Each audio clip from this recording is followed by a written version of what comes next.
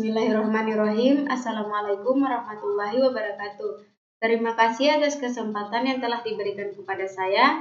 Di sini saya akan mempresentasikan tugas Bahasa Indonesia tentang karya ilmiah dengan judul Pencemaran dalam Lingkungan Hidup.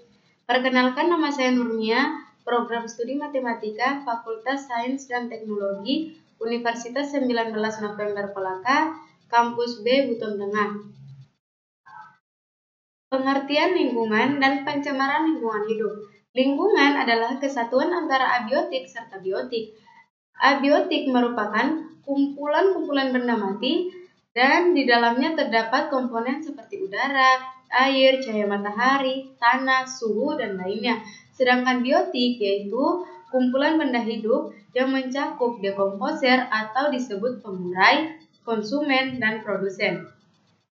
Pencemaran lingkungan hidup adalah kontaminasi komponen fisik dan biologis dari sistem bumi atau atmosfer sedemikian rupa yang membuat proses lingkungan terganggu. Jenis pencemaran lingkungan hidup dibagi menjadi 3. Yang pertama, pencemaran udara, yaitu pelepasan berbagai gas ke atmosfer melebihi kapasitas alami lingkungan untuk menghilangkan atau menyerapnya. Pencemaran udara disebabkan beberapa hal. Pertama, asap rokok, di mana rokok memiliki banyak kandungan yang berbahaya bagi tubuh seperti tar dan nikotin. Yang kedua, ozon. Polutan ozon adalah polutan yang paling berbahaya yang akan menyebabkan kerusakan pada paru-paru. Yang ketiga, karbon monoksida. Gas CO adalah salah satu polutan yang sangat berbahaya yang akan menimbulkan kematian apabila seorang menghirup dalam jangka waktu yang lama. Yang kedua, pencemaran air, yaitu pencemaran badan air seperti lautan, danau, sungai, air tanah, dan lainnya yang biasanya disebabkan oleh aktivitas manusia. Pencemaran pada air dikarenakan oleh, pertama, limbah pabrik, nuklir, dan industri. Limbah ini mengandung zat-zat kimia yang berbahaya seperti radioaktif. Jika zat kimia tersebut dibuang ke sungai, akan mengancam keberadaan biota sungai dan lingkungan di sekitarnya. Yang kedua, bahan peledak untuk menangkap ikan. Penangkapan ikan dengan menggunakan bahan peledak memang telah dilarang, akan tetapi ada oknum-oknum nakal yang masih melakukan cara tersebut. Yang ketiga, pestisida. Penggunaan pestisida dan pupuk kimia yang berlebihan yang menyebabkan pencemaran air. Yang keempat, sampah. Kesadaran manusia akan lingkungan sepertinya sudah sangat rendah. Banyak sampah yang dibuang di sembarang tempat, khususnya di sungai, membuat perairan sungai menjadi tercemar. Yang ketiga, pencemaran tanah, yaitu kondisi permukaan bawah tanah yang tercemar oleh polutan dan kontaminan. Penyebab dari pencemaran tanah yaitu pertama, limbah pertanian.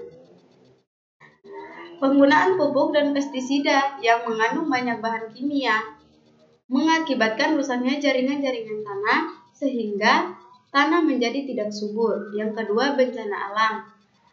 Penyebab pencemaran tanah yang berasal dari alam seperti banjir, lapisan unsur hara tanah akan menghilang terbawa arus air sehingga membuat tanah menjadi tercemar. Yang ketiga, kebakaran hutan. Hutan yang telah terbakar biasanya akan sulit untuk ditanami kembali. Hal ini dikarenakan kandungan zat-zat penting yang ada di dalam tanah telah mati dan rusak oleh api. Yang keempat, limbah organik dan anorganik. Limbah organik merupakan limbah yang dapat diuraikan, contohnya sisa nasi. Namun, apabila tanah kelebihan kadar limbah organik mengakibatkan tumbuh kembang tanaman menjadi tidak baik. Sedangkan limbah anorganik adalah kebalikan dari limbah organik. Limbah ini menjadi salah satu penyebab pencemaran tanah, contohnya botol plastik. Yang kelima, limbah cair dan padat. Limbah cair biasanya dihasilkan oleh pabrik dan kegiatan rumah tangga, misalnya air bekas cucian yang mengandung deterjen akan mencemari tanah karena sifatnya menyerap ke dalam tanah sehingga merusak kandungan zat-zat yang ada di tanah. Begitu juga limbah padat yang dihasilkan oleh pabrik dan kegiatan rumah tangga berupa plastik dan kertas yang akan mengotori tanah dan memperburuk pemandangan. Sekian presentasi dari saya, semoga dengan presentasi ini dapat menambah wawasan kita, dan apabila ada tutur kata saya yang kurang berkenan di hati, mohon untuk dimaafkan. Saya akhiri, wassalamualaikum warahmatullahi wabarakatuh.